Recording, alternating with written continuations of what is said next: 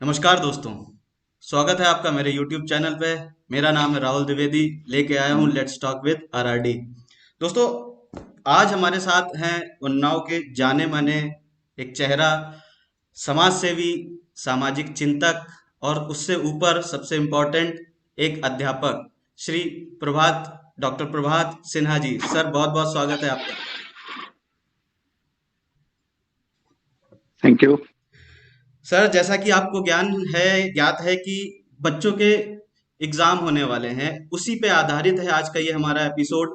विभिन्न बोर्ड से exam start हो रहे हैं, सीबीएसई के भी हो रहे हैं, आईसीएसई के भी हो रहे हैं। तो आज जिस विषय पे हम एक एक्सपर्ट सलाह लेंगे बच्चों के लिए, माता पिता के लिए, वो है कॉमर्स। जैसा कि मैंने बताया, सर कॉमर्स के बहुत ज़्यादा ज्ञानी हैं, प्लस बहुत ज़्यादा इनको एक्सपीरियंस है। 20 ईयर, मोर देन 20 ईयर का एक्सपीरियंस है। विभिन्न बोर्ड में सर ने लोगों को सेवा दी है और बच्चों को एक मार्गदर्शन दिया है। सर, सबसे पहले मैं पूछना चाहूंगा कि बच्चे जो अभी एग्जाम जिनका हो रहा है या होने वाला है, उनको सर कहाँ से स्टार्ट करना चाहिए? मतलब क्या उनको स्टार्ट, बहुत कंफ्यूजन रहता है बच्चों को कि कहाँ से स्टार्ट करें, हम कैसे स्टार्ट करें। इसके बारे में थोड़ा बताएं हमें।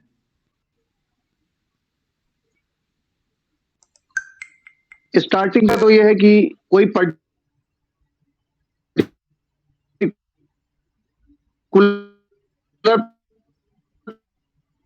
पॉइंट नहीं है, क्योंकि प्रिपरेशन कैसी है और कितने दिन रह गए एग्जाम का, और इसके साथ साथ क्योंकि that builds the confidence of the student. वो कॉन्फिडेंस डेवलप करेगा अगर वो स्टार्टिंग ही उन चैप्टर से कर देती है जिसमें उसे थोड़ा टफ लगता है, तो उसका कहीं मॉरल डाउन होगा, उसका कॉन्फिडेंस डेवलप नहीं हो पाएगा, वो लो रहेगा कॉन्फिडेंस लेवल, तो उसकी प्रिपरेशन उतनी अच्छी नहीं हो पाएगी। मेरा मानना है जो जिस पे कॉन्फिडेंस हम इजिली कर लेंगे, देन उसको डिसाइड करना है कि कितना जो है उसे तैयार करना है, कितनी मेहनत करनी है, क्योंकि जो बिलो एवरेज है उसके लिए तो पहला टारगेट पास होना है।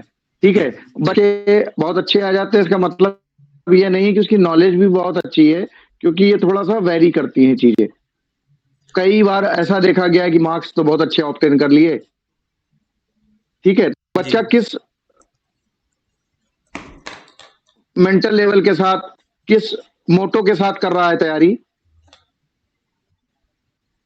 ठीक है, हमारा मानना है कि अगर नॉलेज होगी तो वो आपने वो इजिली कर सकता है उसे। बिल्कुल सही कहा सर आपने।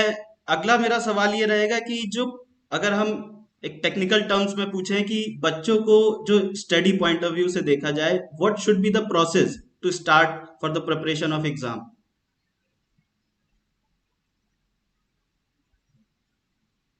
प्रिपरेशन एग्जाम, देखिए, एक दिन में एग्जाम की तैयारी नहीं होती, 2 दिन में नहीं होती, महीने भर में नहीं होती है। इसको हम अपनी दिनचर्या में अगर शामिल कर ले पढ़ाई को, ठीक है, तो एक हमारी रेगुलर हैबिट हो जाएगी, तो कभी बर्डन नहीं होगा। क्या है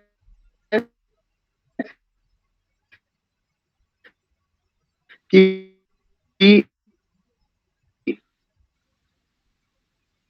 10th और 12th में एक नहीं करने होते हैं, और मार्क्स उसको उसके एवरेज में बेटर ऑब्टेन कर लेता है। वो 12th में जब जाता है तो उसको लगता है अरे वो 2 मंथ्स की मेहनत में हमने 85% या 80% अचीव कर लिए थे, जबकि 12th बिल्कुल उल्टा है। उसको आप कंटिन्यूअसली, क्योंकि एकदम से आप चाहोगे तो आपकी भी कहीं ना कहीं दिमाग की एक कैपेसिटी है, उसके बाद चीजें स्किप होने लगेंगी। बच्चा कुछ याद नहीं हो रहा है, सब स्लिप हो रहा है, तो वो क्या होता है, एकदम से बर्डन जो कैपेसिटी के बाहर चीजें वो स्किप हो जाती हैं। ठीक है, वो इसी तरीके से है जैसे कि एक मेमोरी होती है, उससे ज्यादा आप जब उस पर लोड डालने लगते हैं जी। तो कहीं ना कहीं वो अलार्म देती है कि, और वो स्किप करती हैं चीजें, तो बच्चा कंफ्यूज हो जाता है कि अभी तो मैंने याद किया था, ये भूल रहा हूँ। तो कैपेसिटी के अकॉर्डिंग उसको लेना चाहिए, और रेगुलर उस पर रहेगा तो क्या है कि वो थोड़ा बहुत धीरे धीरे, जैसे एक बच्चा है, एकदम से आप उसके सर पे जिसने कुछ नहीं, गठरी रख दीजिए, तो वो हो सकता है कि उठा ना पाए और चल ना पाए, ठीक है? थोड़ा-थोड़ा आप उसके हाथ में 1 किताब, 2 किताब, 3 किताब कहते थोड़ा-थोड़ा बोझ अगर बढ़ाएँगे, तो वो एक गठरी से ज़्यादा चीज़ें जो है ले लेगा और आराम से वॉक करता हुआ चला जाएगा, ठीक है? जितना क्योंकि वो उसकी आदत में शुमार हो गया है। जितना वजन सह पाए उतना बच्चों को जो है प्रेशर देना चाहिए। हाँ, धीरे-धीरे, धीरे-धीरे बढ़ाना चाहिए, एकदम से नहीं बढ़ाना चाहिए, ठीक है? ये है। सर जैसा कि आप हर जो बोर्ड होता है वो अपना एक सिलेबस तैयार हुँ, करता है जिसके अराउंड सारी जो है जी, पढ़ाई बच्चों की चलती है। तो मेरा सवाल ये है कि जो सिलेबस जी। होता है बच्चों को उसी पे स्टिक रहना चाहिए या ऑलराउंड डेवलपमेंट के लिए कुछ बाहर से भी पढ़ें तो क्या वो काम आता है बोर्ड एग्जाम में बच्चों को? देखिए पढ़ाई कभी बेकार नहीं जाती है और काम सिलेबस है तो सिलेबस आप अगर पढ़ रहे हैं, तो आपको मार्क्स ऑब्टेन करने के पॉइंट ऑफ व्यू से वो सिलेबस सपोर्टिव है, ठीक है? लेकिन नॉलेज के पॉइंट ऑफ व्यू से आप सपोर्टिंग बुक्स हैं उसको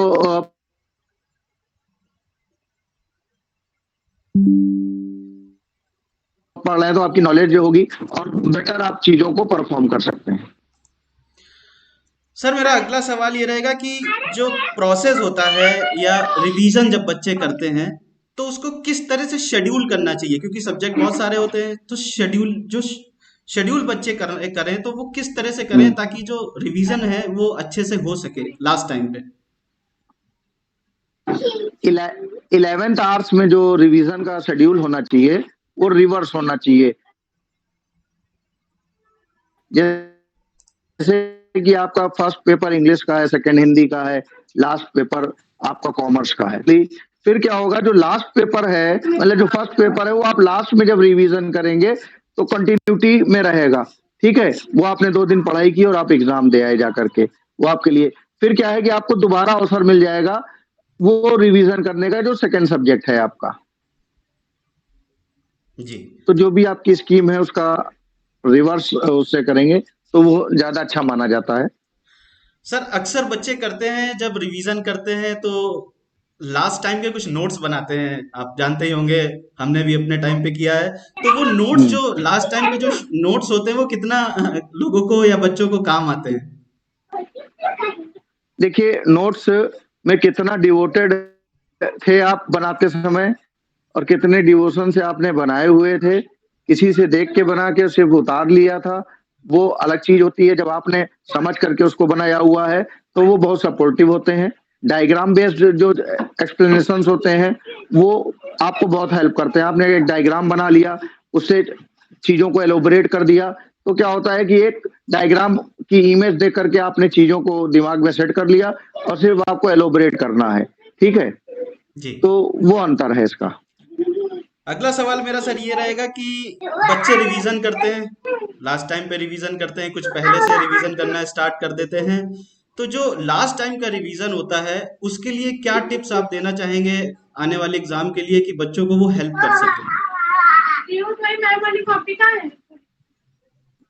लास्ट टाइम के रिविजन्स बहुत सपोर्टिव होते हैं, ठीक है? वही अभी हमने जो आपको बताया था फर्स्ट या सेकंड क्वेश्चन था कि ईज़ी चैप्टर से लेकर के वो टफ की ओर मूव करें, ठीक है? क्योंकि लास्ट टाइम जो मेन टारगेट होता है सिक्योर मार्क्स जितना मैक्सिमम कर सकते हैं, वो मार्क्स को सिक्योर करने के लिए होता है, ठीक है? लास्ट टाइम का बहुत बर्डन नहीं होना चाहिए। आपको अगर 16 चैप्टर्स आपके सिलेबस में हैं, ठीक है? तो आप एक सेट कर लें कि आपको 8 अच्छे से आते हैं।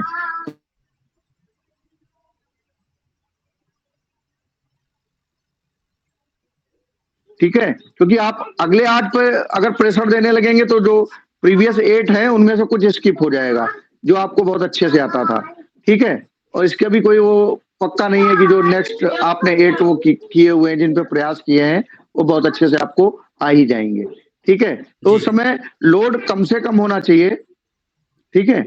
ये होना चाहिए। हाँ, ये ज़रूर है, मेहनत लोड का मतलब ये नहीं है, आप 8 आवर्स की स्टडी कर रहे थे, डेढ़ महीने पहले, तो 12 आवर्स कर सकते हैं, ठीक है? लेकिन नींद भी ज़रूरी है, जी जी जी बिल्कुल। सर ठीक मेरा है? अगला सवाल आप जब रहेगा। रिफ्रेश हो जाएँगे, चार्ज हो जाएँगे, जी। फिर आप तैयारी सर बच्चे कर लें। आंसर शीट में लिखते हैं, जी, तो जी, जी। कहाँ तक प्रेजेंटेशन मैटर करता है? अगर हम बोर्ड्स की बात करें या हम इवेल्युएशन की बात करें, जब वो टाइम आता है, तो प्रेजेंटेशन कितना महत्व रखता है? क्वेश क्वेश्चन नहीं सुन पा रहे हैं आपका। सर मैं कह रहा था कि प्रेजेंटेशन बच्चों के लिए कितना महत्वपूर्ण होता है जब वो एग्जाम देने जाते क्या, हैं, क्या, क्या, क्या? आंसर शीट में जब अपनी लिखते हैं, तो मेरी आवाज आ रही सर? वॉइस नहीं क्लियर आ रही है। जी। मैं कह रहा हूँ सर, जब क्वेश्चन पेपर आता है, आंसर लिखा जाता है बोर्ड्स के एग्जाम हाँ, में, अब आई, अब आई। तो प्रेजेंटेशन कितना महत्वपूर्ण होता है? हुँ। प्रेजेंटेशन बहुत मैटर करता है, क्योंकि माइंडसेट टीचर का उस पे बहुत कुछ हो जाता है, ठीक है? जी। लेकिन प्रेजेंटेशन के साथ आपका राइटिंग के साथ-साथ आपने अच्छा परफॉर्म किया हुआ है। प्रेजेंटेशन के लिए हम ये कहेंगे कि जो आपको क्वेश्चंस बहुत अच्छे से आते हैं, जी। पहले तो आप उनको करें, ठीक है? जब आप उनको कर लेते हैं, तो एग्ज़ामिनर का माइंडसेट हो जाता है कि नहीं, बच्चे का स्टैंडर्ड ये है। पहले ही दूसरा, तीसरा क्वेश्चन आपने वो कर दिया जो आपको बहुत अच्छे से नहीं आता है, तो लगता है नहीं, बिलो एवरेज, एवरेज जो है इस तरीके का है, तो मार्किंग भी दिमाग में उस तरीके की आ जाती है। जी, जी, जी। ये सर, रहता है। अच्छा। क्वेश्चन। हाँ, जी, जी। क्या कह रहे हैं? मैं पूछ रहा था सर, क्वेश्चन पेपर जब आता है, उसमें कुछ क्वेश्चन होते हैं जो 1 मार्क्स के होते हैं, 2 मार्क्स, 3 मार्क्स, 4 मार्क्स, ऐसे करके जो मार्क्स वाइज़ जो क्वेश्चन होते हैं, हुँ। उसके लिए बच्चों को कैसे स्ट्रैटेजी बनानी चाहिए कि अगर कोई 8 मार्क्स का है, तो उसके लिए किस हिसाब का लोगों को बच्चों को लिखना चाहिए, आंसर देना चाहिए? अ, एक्चुअल में देखिए, दोनों बोर्ड्स अलग हैं। जैसे आईएससी बोर्ड में है, जी। तो आईएससी बोर्ड में क्या है कि 2 सेक्शंस आते हैं, part 1 and part 2। Part 1 compulsory होता है, पार्ट 2 में जो है कुछ चॉइसेस होती हैं, ठीक है? तो जो प्रेजेंटेशन है वो पार्ट 2 से ही करना चाहिए।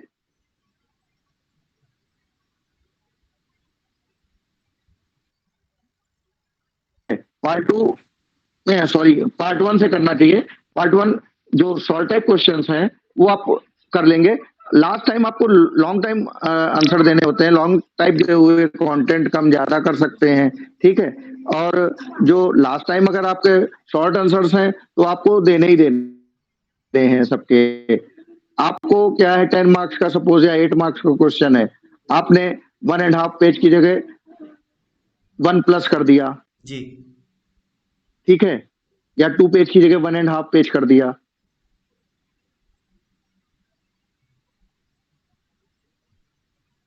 तो स्कोर तो आप करेंगे, 1 आध नंबर का अंतर होगा, क्योंकि कंटेंट बहुत मैटर करता है उसमें। जी, जी। While in case of CBSE board, in wise मतलब लाइन वाइज करनी चाहिए, और हमें लॉन्ग आंसर से ही शॉर्ट जो आंसर्स हैं वो निकालने, क्योंकि क्वेश्चंस जो होंगे वो उन्हीं से आते हैं, ठीक है?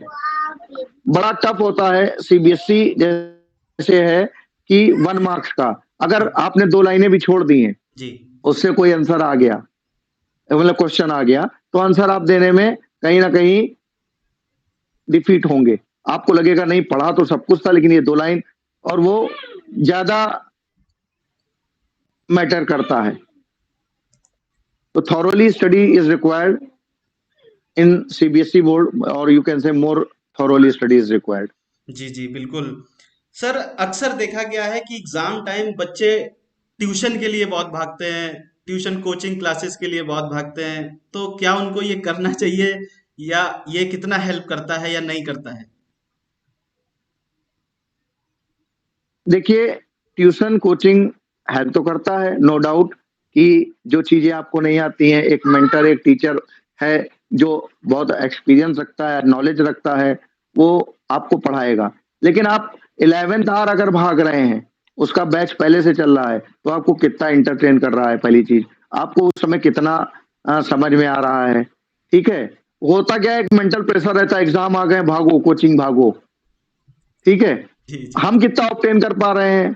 कई बार इस समय देखा गया, फैशन और पैशन दोनों हो गया है ट्यूशन। बिना ट्यूशन के कुछ हो ही नहीं पा रहा है। जी, जी। जबकि ऐसा नहीं है, बहुत से बच्चे ऐसे हैं जिन्होंने सक्सेस अचीव की है, टॉपर्स हैं, उन्होंने हो सकता है तीनों की ट्यूशंस नहीं लिए, सिंगल ट्यूशन लिया हुआ है और उन्होंने अच्छे मार्क्स स्कोर किए हैं, क्योंकि वो रेगुलर पढ़ाई में एक्टिव रहे और रेगुलर उसमें अपनी दिनचर्या में उसको शामिल किए हुए हैं, तो वो सक्सेस इजीली अचीव कर सकते हैं। सर अक्सर टीचर्स ये बोलते हैं कि पास पेपर्स सॉल्व करिए, या आपके जो पिछले एग्जाम में आ चुके क्वेश्चन है वो सॉल्व करिए, प्रैक्टिस पेपर सॉल्व करिए। कहाँ तक ये हेल्प करते हैं बच्चों को? मैं खासकर लास्ट टाइम की बात कर रहा हूँ। नहीं, बिल्कुल हेल्प करते हैं। नहीं, हेल्प करते हैं, बिल्कुल करते हैं। एक तो टीचर को आइडिया लगता है कि बच्चा किस किस पोर्शन में वीक है, पढ़ाने को हम पढ़ा देते हैं, एक ही लेक्चर 25 बच्चों को देते हैं, 50 बच्चों को देते हैं, लेकिन उसका रिटर्न जो है, बच्चे कितना रिप्लाई कर पा रहे हैं, सब बराबर नहीं कर पाते हैं। ठीक है, तो उससे हमें आइडिया लगता है कि ये पोर्शन इसका वीक है। बच्चे को खुद आइडिया लगता है, अगर वो सेल्फ एनालाइज कर रहा है, चीजों को सेल्फ इंस्पेक्ट कर रहा है, तो उसको लगता है कि नहीं नहीं, ये पोर्शंस हमारे वीक हैं, इस पे थोड़ा सा वर्क हमें और करना चाहिए। तो ये जो सॉल्व करने का है, ये 2 ढाई महीने पहले से उसको स्टार्ट कर लेना चाहिए, मतलब जिससे आप आइडिया आप लग ये जाए कि कहना चाह कितना रहे अभी आप हम ये कहना चाह रहे हैं कि 2 से 3 महीने पहले हमें प्रैक्टिस पेपर सॉल्व करना स्टार्ट कर देना चाहिए बच्चों को।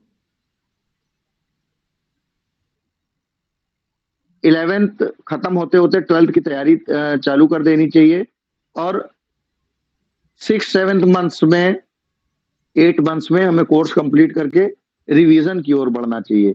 रिवीजन इसलिए कि कई चीजें छूटी होंगी आपकी। आप 10 मंथ सिर्फ जो है कोर्स कंप्लीट करेंगे तो रिवीजन कब करेंगे? जी जी जी हर चीज आपको बिल्कुल बराबर से नहीं आएगी, कहीं ज्यादा कहीं कम होगी, तो उसको कैसे आप कवर अप करेंगे? जी जी जी बिल्कुल।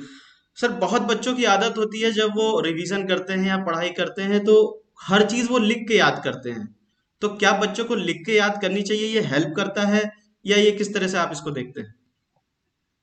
नहीं, ये तो वैरी करता है कि स्टूडेंट किस टाइप का है। बहुत लोगों को याद करके चीजें ऐसे हो जाती हैं कि वो बुक से पढ़ रहे हैं और रट लेते हैं और उनको याद हो जाती है। बहुत लोग लिख लिख के जो है देखते हैं और उनको याद हो जाती है। तो it may vary as per the student, क्योंकि स्टूडेंट्स सबके नेचर और सबका mode of you can say study अलग अलग है। जी किसी को पढ़ाई करते हुए आसानी से जो है याद हो जाती हैं चीजें, 3 4 बार, जिसको कहते हैं रट्टा मार लिया, जी जी जी। ठीक है, और उसको बहुत अच्छे से हो जाता है, वर्ड टू वर्ड याद हो जाता है, इवन कॉमा वॉमा तक याद हो जाता है। बिल्कुल बिल्कुल सर। और कई होते हैं कई बार लिखते हैं तो भी नहीं याद हो पाता है। जी जी जी। स्टूडेंट का नेचर है कि किस टाइप का है वो। सर वैसे तो ये सवाल थोड़ा सा टेढ़ा है, लेकिन अगर मैं पूछूं कि what is the key of success in exam? देखिए, रेगुलर स्टडी इज रिक्वायर्ड, ठीक है, devotion diligence as well as patience is required for the tremendous success, क्योंकि success does not depend on what you undertake but on what you finished. ठीक है, आपने कितनी अच्छी तैयारी की, कितने ज्यादा पढ़े, लास्ट मोमेंट्स पे, लास्ट मोमेंट जो था आपका, आपने अगर मिस कर दिया तो बहुत सी जो महीनों की तैयारी है वो बेकार हो जाती है। जैसे आप एक सोचिए, आप मैथ स्ट्रीम साइंस से रहे होंगे, जी जी जी मैथ स्टूडेंट हैं, जी तो आप ये सोचिए कि आप आपके टेस्ट चल रहे हैं या हाफ ईयरली एग्जाम है, और 2 महीने से आपका टीचर पढ़ा रहा है और लास्ट 2 डेज नहीं आया वो टीचर किसी कारण से, तो रिजल्ट क्या होता था आपका मैथ का? जी लो जी। सर, नहीं आए आज, आज तो उनको आना चाहिए था। ठीक है, तो वो यही है कि इतने दिन से उन्होंने पढ़ाया, लास्ट 2 डेज नहीं आए तो आपको पढ़ लेना चाहिए था। ठीक है, जी जी what you undertake but on what you finish. आपने अल्टीमेटली क्या हुआ, क्योंकि रेस में ये नहीं देखते आगे कौन दौड़ रहा है, अल्टीमेटली टारगेट किसने अचीव किया, ये बहुत महत्वपूर्ण होता है। बिल्कुल। विनर देखा जाता है, सेकंड विनर नहीं। हम्म। सर अक्सर जो बोर्ड होते हैं वो अपना एक सिलेबस तैयार कर लेते हैं, उसी के इर्द गिर्द बच्चों की पढ़ाई चलती है। तो स्कूल में लोगों को मतलब बच्चों को बुक्स दे दी जाती हैं या प्रिस्क्राइब कर दी जाती है या बता दी जाती है कि आपको इस बुक से पढ़ना है। तो क्या उन बुक पे ही स्टिक रहना चाहिए, या वो कहीं बाहर से भी पढ़ सकते हैं, गाइड वगैरह या इस तरह से कोई दूसरे? मान लीजिए अगर कोई सीबीएसई का है बच्चा, वो अगर कोई चीज नहीं समझ में आ रही है आईसीएसई में अगर अच्छे से समझाया गया है या वाइस वर्सा, तो क्या वो दूसरी बुक यूज कर सकता है पढ़ने के लिए? देखिए पहली चीज़ तो आपको बता दें, कोई भी बोर्ड, कोई भी काउंसिल, कोई भी बुक प्रिस्क्राइब नहीं करती है, जी, वो जी। अपना सिलेबस बताती है कि जी। हमारा ये इतना-इतना, और जो बुक्स आती हैं वो कवर करती हैं, ठीक है? ये टीचर्स पे डिपेंड करता है, स्कूल पे डिपेंड्स करता है कि वो किस बुक को, कोई सीबी गुप्ता फॉलो करता है, तो कोई फ्रैंक की करता है, ठीक है? तो ये वैरी करता है, कोई माहेश्वरी की करता है। तो जी। क्योंकि सभी जगह सीबी गुप्ता चल रही होती है, अगर सीबी गुप्ता ही होती, बोर्ड और काउंसिल ने रखी होती, तो सभी जगह सीबी गुप्ता या माहेश्वरी ही चल रहे होते, जी, ठीक जी। है? लेकिन आप कानपुर में देखिए, उन्नाव में ही देखिए, तो थोड़ा-सा वैरी कर जाती है स्कूल वाइज़। जी। तो कभी भी कोई बोर्ड आपको बुक्स नहीं, हाँ, ये है कि बच्चा अच्छा है, अगर वो दूसरी, तीसरी बुक से भी पढ़ रहा है, तो वो कई चीज़ें होती हैं कि एक राइटर ने लिखा, उसको थोड़ा-सा टफ लग रहा है, दूसरे का ईज़ी लग रहा है। लेकिन उसमें ही कन्फ्यूज़न भी होता है बच्चों को, कि उन्होंने तो वो लिखा है, उन्होंने तो ऐसे किया है। जी, जी, जी, तो बिल्कुल। बेटर ये है कि आप सिलेबस पे फ़ोकस करें, और एक राइटर को देख लें, कहीं कुछ अगर आपको टफ लग रहा है, वो अंडरलाइन कर लें उन पोर्शन्स को, वो बाद में स्टडी कर लें, तो दूसरी बुक से वो पोर्शन्स देख लें और कंपेयर कर लें कि आपके लिए कौन ईज़ी है, कौन आपको ज़्यादा समझ में आ रहा है, उसको आप फ़ॉलो कर लें। जी। सर जब बच्चे एग्ज़ाम देते हैं, आंसर शीट में अपने एग्ज़ाम लिख रहे होते हैं, बहुत बच्चों की एक आदत होती है, उनकी राइटिंग अच्छी होती है, तो वो इतना अच्छा, इतना सजा के लिख देते हैं कि वो आंसर शीट कम रंगोली ज़्यादा दिखाई पड़ती है। तो क्या बच्चों को ये करना चाहिए? देखिए, बच्चों का अपना मानना है, इससे कोई वो नहीं है। आपको अच्छी राइटिंग के साथ-साथ पूरे क्वेश्चन्स के आंसर देने हैं। ये आपका टारगेट होना चाहिए, और रंगोली का भी कोई मतलब नहीं है। आपने बहुत अच्छे से उसमें झालर बना दी, बॉर्डर बना दिया, तो आपके मार्क्स नहीं बढ़ जाते हैं। कंटेंट मैटर करता है कि आपने जो आंसर दिए हैं, कीवर्ड्स को कितना हाइलाइट किया है, कितना उसका यूज़ किया है, ठीक है? कम शब्दों में भी अच्छी बात कही जा सकती है, वो भी मैटर करता है। सर बोर्ड एग्ज़ाम में जब आंसर लिखते हैं तो उसमें कुछ सवाल वन वर्ड आते हैं, कुछ सवाल लॉन्ग क्वेश्चन आते हैं जिनके लंबे आंसर लिखने पड़ते हैं। तो इन दोनों के लिए बच्चों को किस तरह से प्रिपेयर करना चाहिए? क्या स्ट्रेटजी बनानी चाहिए इन दोनों के लिए, वन वर्ड के लिए और लॉन्ग के लिए? देखिए, वन वर्ड आपको थॉरोली स्टडी उसके लिए ज़रूरी है, क्योंकि वही अभी हमने आपको बताया था, एक क्वेश्चन इससे रिलेट कर रहा था, जी। कि आप ज़रा-सा भी स्लिप हुए, तो वो वन वर्ड वाला आंसर आपका मिस हो जाएगा, क्योंकि आपने वो लाइन 2 लाइनें पढ़ी नहीं हैं। जबकि लॉन्ग आंसर में क्या है, आप 2-3 लाइन अगर स्लिप भी कर गए, तो आप अल्टीमेटली जो आंसर दे रहे हैं, वो 70-75% कवर अप करेगा, तो 10 मार्क्स में आपको 6-7 ऑब्टेन हो जाएँगे, ठीक है? और वहाँ पर क्या है कि अगर आपने आंसर ज़रा-सा भी गलत दे दिया, तो वो मार्क आपके चले गए। जी, जी, जी। सर बच्चे रिवीजन करते हैं, और मैं अभी की बात नहीं, एग्जाम टाइम की बात नहीं कर रहा हूँ, मैं नॉर्मली बात कर रहा हूँ कि what should be the frequency to revise certain project, certain subject. कितनी कितनी देर में उनको रिवीजन करना चाहिए? फ्रीक्वेंसी वही वैरी करेगी, ये सब्जेक्टिव मैटर है, क्योंकि ये भी स्टूडेंट वाइज़ डिपेंड करता है कि वो किस कैपेसिटी का है, उसका टेम्परामेंट कैसा है, और इतने दिनों से उसकी हैबिट कैसी है। जैसे कि आप बहुत दिनों से वॉक भी नहीं कर रहे हैं, और आपको कह दिया जाए 2 किलोमीटर रन करना है, जी, तो जी। आप 100-200 मीटर्स हार्डली रन कर पाएँगे, उसके बाद आप थक के बैठ जाएँगे, बिल्कुल सही। ठीक है? और जॉगिंग कर रहे हैं, एटलीस्ट वॉकिंग आपकी चल रही है, तो थोड़ा बहुत आप ज़्यादा एनर्जी के साथ रन कर सकते हैं, आपका स्टैमिना बढ़ा हुआ होगा, और आप का टेम्परामेंट भी उस हिसाब से सेट होगा। सर बच्चे जब अभी, मैं अभी अगर एग्जाम प्रिपरेशन की बात करूँ, तो बच्चे जब पढ़ते हैं तो बहुत सारे लगातार पढ़ते हैं बच्चे, कुछ छोटा छोटा ब्रेक लेते हैं। ये कितना, ये दोनों स्ट्रेटजी में कौन सी सही है बच्चों के लिए, कौन सी अपनानी चाहिए? ब्रेक लेना चाहिए उनको पढ़ाई के बीच में, या रेगुलर दो पढ़ना चाहिए? देखिए, ब्रेक ज़्यादा अच्छा है, आप लेकिन ब्रेक कितनी देर का ले रहे हैं? क्या होता है कि एनर्जी रीगेन आप करते हैं, जी। ठीक है? आप एक तरीके से ये समझिए कि एक वुड कटर कंपनी में आपको एक एक्स दी गई है, और आपने 45 मिनट में एक पेड़ काटा, और 10 मिनट उसमें फिर से आपने धार रख ली जी, जी, जी। एक्स में। तो क्या है, जो अ, आप नेक्स्ट पेड़ जो 1.25 घंटे में काटने वाले थे, वो आप फिर 45 मिनट में काट लेंगे और वो आपका 30 मिनट्स में 10 मिनट्स आपने डिवोट कर दिया, आप रिस्टोर कर ली आपने एनर्जी और फिर आप आगे हो गए, ठीक है? जी। और कई बच्चों का टेम्परामेंट होता है कि वो 2-3 आवर्स के बाद ही बैठते हैं। ये मैटर करता है, जैसे मैथ्स है, तो मैथ्स और मैथ्स चूँकि प्रैक्टिस का है, तो वो आप ज़्यादा देर कर सकते हैं। रिवीजन वाला है, वो कहीं न कहीं आपके माइंड पर जाकर के आपको थकाने लगता है, क्योंकि हैबिट आपकी अगर उतनी नहीं है, रेगुलर नहीं है, तो वो चीज़ ज़्यादा दिक्कत करती है। सर अगर हम एक किसी पर्टिकुलर सब्जेक्ट की बात करें, तो उसका सब सब सब्जेक्ट में कुछ ना कुछ पोर्शन कुछ कठिन मानते हैं बच्चे, जिन्हें कठिन लगता है। तो जो डिफिकल्ट पोर्शन होता है, उसके लिए प्रिपरेशन कैसे करनी चाहिए? देखिए, आईएससी बोर्ड में क्या है कि अगर मार्क्स ऑब्टेन करने के पॉइंट ऑफ व्यू से बच्चा तैयारी कर रहा है, तो मेरे समय में सेक्शन ए में पार्ट 1 में आप कह सकते हैं 10 क्वेश्चन्स थे, वो सब कंपल्सरी थे 2 मार्क्स के और 20 मार्क्स का वो होता था। उसके साथ-साथ फिर 8 क्वेश्चन्स होते थे। जी। 8 में आपको 5 करने होते थे, 12 मार्क्स ईच का। You have to attempt any 5।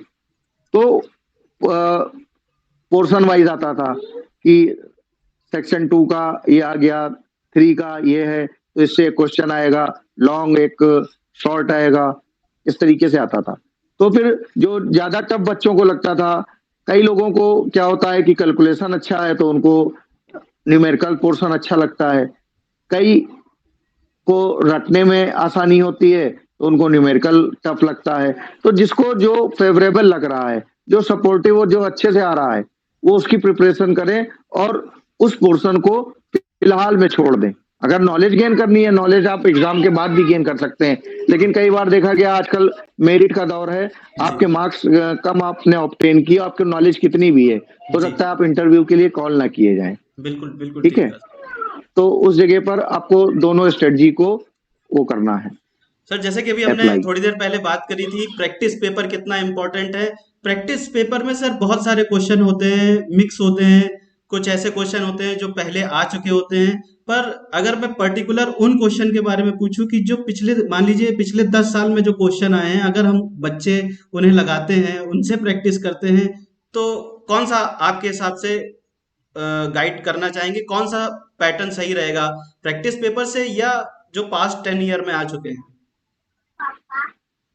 Past 10 years में मोस्टली जो देखा गया है कि 70% 70% 80% क्वेश्चंस रिपीट होते हैं, ठीक है? जी। जी। रिपीट इन द सेंस कि थोड़ा-सा टर्म बदल देते हैं, थोड़ा-सा क्वेश्चन को इधर-उधर मोल्ड कर देते हैं, लेकिन अल्टीमेटली बच्चा अगर समझ नहीं पाता है, तो वो कन्फ्यूज़ हो जाता है, ठीक है? जी। बाकी क्वेश्चन का आंसर अल्टीमेटली आप कहें कि ऑलमोस्ट वही होता है जो क्वेश्चन पूछ रहा है, लेकिन क्वेश्चन को थोड़ा-सा टेक्निकल अगर उन्होंने कर दिया है, तो बच्चा कई बार कन्फ्यूज़ हो जाता है। तो जो 10 इयर्स हैं, उसमें कई बार 2-3 तरीके से वही क्वेश्चन का आंसर जो है आपको देना है, ठीक है? जी। सर जैसा तो कि अभी आपने, बच्चा जो है जी। उसको थोड़ा-सा ईज़िली कर लेता है। जी, जैसा अभी आपने बताया सर, बच्चों को जो हॉबी जो होती है, इस एग्जाम, कोई भी एग्जाम हो, चाहे ये एग्जाम हो, चाहे आने वाले कोई एग्जाम हो, प्रिपरेशन के बीच में क्या उनको अपनी हॉबी करनी चाहिए? जैसा कि आपने बताया कि ब्रेक ले लेके अगर बच्चे पढ़ते हैं, तो उनको वो थोड़ा सा फेवर करता है, या उसको अच्छे से कर सकते हैं बच्चे। तो क्या हॉबी उनको अपनी करनी चाहिए बीच में? नहीं, अच्छे से कर सकते हैं। जी। बिल्कुल, हम लास्ट आवर्स के लिए नहीं कह रहे हैं। जी। लास्ट आवर्स में थोड़ा तो सैक्रिफाइस ज़रूरी है, कुछ चीज़ों को आपको ताक पे रखना पड़ेगा, आपको अपना मोबाइल, क्योंकि होता क्या है टीनेजर्स में आजकल व्हाट्सएप, फेसबुक और ये सब सोशल मीडिया है, तो कई बार पढ़ने आप बैठते हैं, मोबाइल बगल में है, लाइट ब्लिंक की, अच्छा इनका मैसेज है, बड़ी उम्मीद से किया होगा उसने मैसेज, उसका रिप्लाई दे देते हैं, पढ़ाई थोड़ी देर में कर लेते हैं। जी। तो जी। उस उम्मीद के सहारे अपनी उम्मीदें जो घरवालों की उम्मीदें हैं, वो पानी में चली जाती हैं। जी। तो जी। कई चीज़ों को आपको होल्ड करना होगा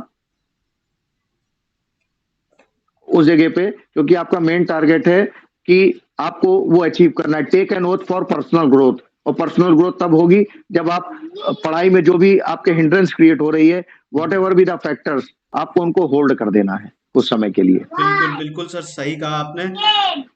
सर नींद कितनी इंपॉर्टेंट होती है जब एग्जाम चल रहे होते हैं, क्योंकि ऐसा आपने भी देखा होगा कि जब एग्जाम चलते हैं तो बच्चों को सबसे ज्यादा नींद आती है। हम्म।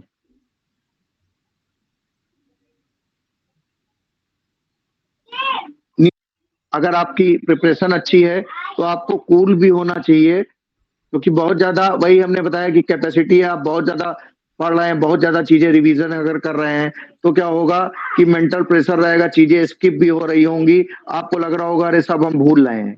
ठीक है, तो कूल आपको रहना है, काम रहना है, और चीजों को अच्छे से अच्छा करना है। नींद तो जरूरी है, 5 आवर्स आप ले लें उस समय।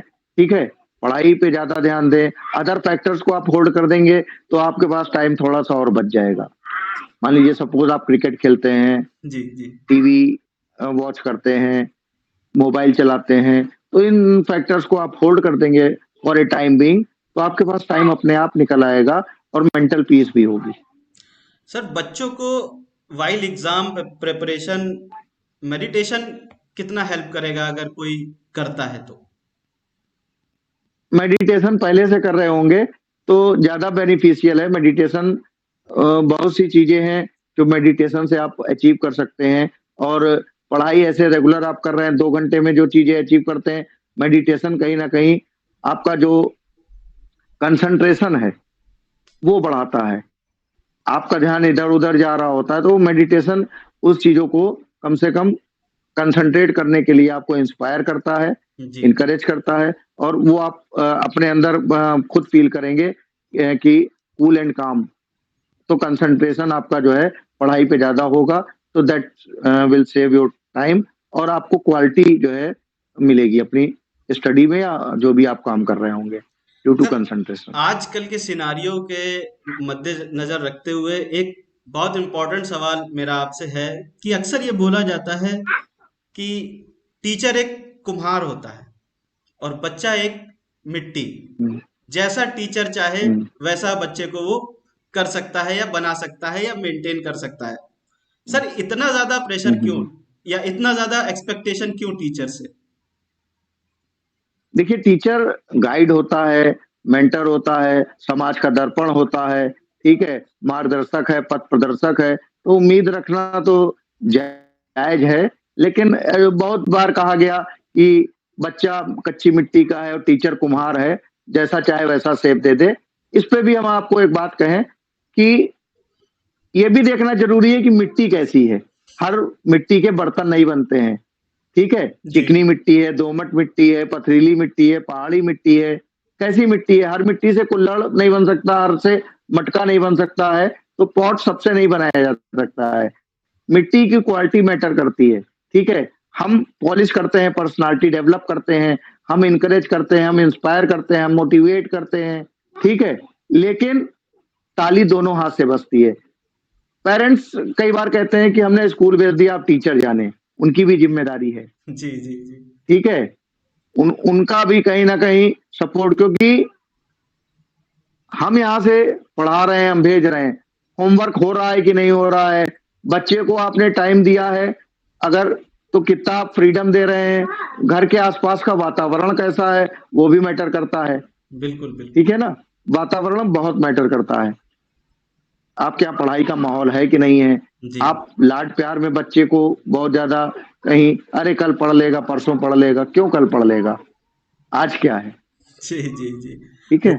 वो तो कहावत ये है ना कई सर, बार होती है समस्या। काल करे सो आज कर, आज करे सो अब। तो इसी जो है पथ पे चलना चाहिए, खासकर पेरेंट्स को भी, जो मोटिवेट कर सके अपने बच्चे को। निश्चित ही, बिल्कुल बिल्कुल बिल्कुल, बिल्कुल ऐसा है। सर ये तो हो गई बच्चों की पढ़ाई की बात। अब मैं अपने दर्शकों के लिए आपसे आग्रह करूंगा कि ये जो आपकी जर्नी थी ये 20 साल की, कैसे स्टार्ट हुई और इतनी जी। सारी चीजें आप कैसे कर लेते हैं? आप समाज सेवा भी कर लेते हैं, आप बच्चों को पढ़ा भी लेते हैं और कल्चरल प्रोग्राम में भी शामिल हो जाते हैं। ये कैसे, मतलब एनर्जी कैसे आती है?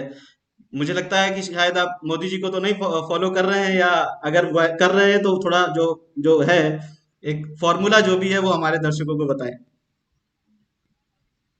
नहीं, फॉर्मूला कुछ नहीं है।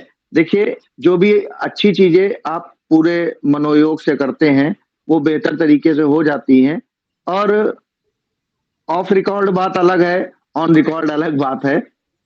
क्योंकि होता क्या है कि विद्यालय में पढ़ाने के बाद हम जो क्वालिटी देना चाहते हैं, वो व्यवस्था और उसकी विषमता है, वहाँ नहीं दे पाते हैं।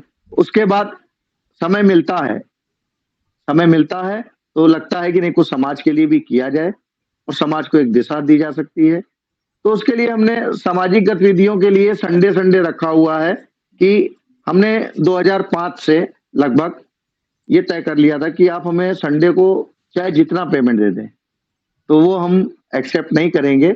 अगर आप हमसे कह दें नहीं, हमारे यहाँ ये काम है, हमारा वो काम है, हम बेगार करने को तैयार हैं आपके साथ। लेकिन आप कह रहे हैं हम 10,000 देंगे, 5,000 देंगे, आज ये काम करना है, तो उसके लिए हमने नो कहना सीख लिया था। तभी कुछ सामाजिक गतिविधियों को सेप दे पा रहे हैं। सर ये जर्नी कैसी रही आपकी, क्या कहेंगे इसके बारे में? मैं बात कर रहा हूँ टीचिंग की। देखिए, टीचिंग हमने जो भी काम किया, आनंद के साथ किया, पॉज़ ले लेकर के किया। क्योंकि जीवन में है क्या कि आप रेगुलर एक सेटअप में अगर सेट हो जाते हैं, तो आप मशीन बन जाते हैं, जी जी। ठीक है? तो पॉज़ लेना ज़रूरी है लाइफ़ में। अगर आप पॉज़ नहीं ले रहे हैं, तो आप एक मशीन हो गए हैं, तो आप अपनी लाइफ़ को जी नहीं पा रहे हैं। लाइफ़ में आनंद ज़रूरी है, आनंद ढूँढने के लिए व्यक्ति इधर-उधर भटकता रहता है। और सामाजिक गतिविधियाँ जब से हम कर रहे हैं, 2 पंक्तियाँ बड़ी अच्छी हैं कि जो खूब सहेजा था, वो पास नहीं, लेकिन जो खूब लुटाया है अब भी है खजाने में। क्या बात है सर। जी, जी। सर जाते जाते मेरा आपसे आग्रह है कि आप क्या संदेश देना चाहेंगे बच्चों को और उनके माता पिता को इस आने वाले एग्जाम के लिए? देखिए, devotion, diligence and patience is required for tremendous success, ठीक है? And hard work is that golden key which opens the path of success. जी। तो आपका हार्ड वर्क ज़रूरी है। कई बार क्या होता है कि बच्चों को लगता है नहीं, शॉर्टकट अपना लें, वो बेटर है। तो शॉर्टकट कभी कुछ नहीं, Rome was not built in a day. Rome एक दिन में नहीं बना है, बिल्कुल ठीक। समय लगता है, ठीक है? थोड़ा-थोड़ा सा। और उसके आप रेगुलर अभ्यस्त हो जाते हैं, तो आप चीज़ों को एन्जॉय कर रहे होते हैं। और प्रेशर के साथ कर रहे होते हैं, तो चीज़ों को आप खो रहे होते हैं। जी जी। आपका कम्फर्ट ज़ोन चला जाता है, ठीक है? पेन आप ले रहे होते हैं। कहते हैं विदाउट पेन नो गेन। लेकिन उतना पेन, इतना बर्डन आप क्यों ले रहे हैं जब कैपेसिटी आपके पास लिमिटेड है, चीज़ें स्किप हो जाएँगी, आपको मालूम है, ठीक है? जी। तो उसको रेगुलर हैबिट में डाल लीजिए तो बहुत अच्छा है। और सर पेरेंट्स के लिए क्या संदेश है? पेरेंट्स, देखिए, पेरेंट्स में बहुत कमी देखी गई आजकल। हम भी पेरेंट्स हैं और उस कमी में कहीं न कहीं हम भी शामिल हो जाते हैं, जी। ठीक है?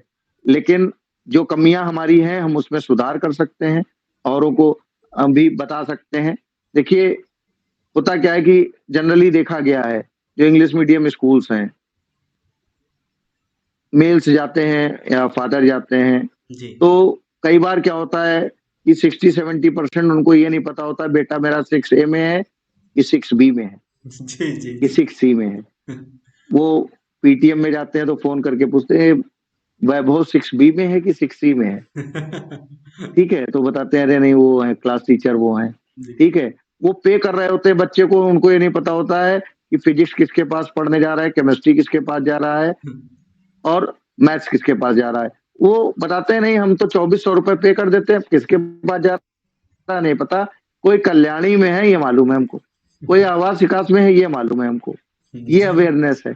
और बच्चों में आप संस्कार, संस्कृति अपनी अगर डेवलप नहीं करेंगे, तो आप बहुत सी चीज़ें खोते जा रहे हैं। वैल्यूज़ जो है आजकल आप देखिए, तो उसका कहीं न कहीं डेप्रिसिएशन हो रहा है, ठीक है? जी जी जी। आप बच्चों में देखिए जनरली आस-पास में, तो आप बेटर ऑब्टेन कर सकते हैं, ऑब्ज़र्व कर सकते हैं चीज़ों को, रिज़ल्ट्स पा सकते हैं कि बच्चों को अपने बाबा का नाम तो एक बार मालूम है, दादी का नाम नहीं मालूम है। आप देखिए, पता करिए। बिल्कुल ठीक सही, है, बिल्कुल ठीक। इंग्लिश मीडियम के खासकर बच्चों में। कारण इसमें गार्जियन जिम्मेदार है। उसने अपने बच्चे को अपने पिता का नाम बताया ही नहीं, तो उसके बेटे को आपका नाम अगर नहीं मालूम है तो बड़ी बात नहीं है। क्योंकि ये आप जो है बीज जो अंकुरित कर रहे हैं, वो कल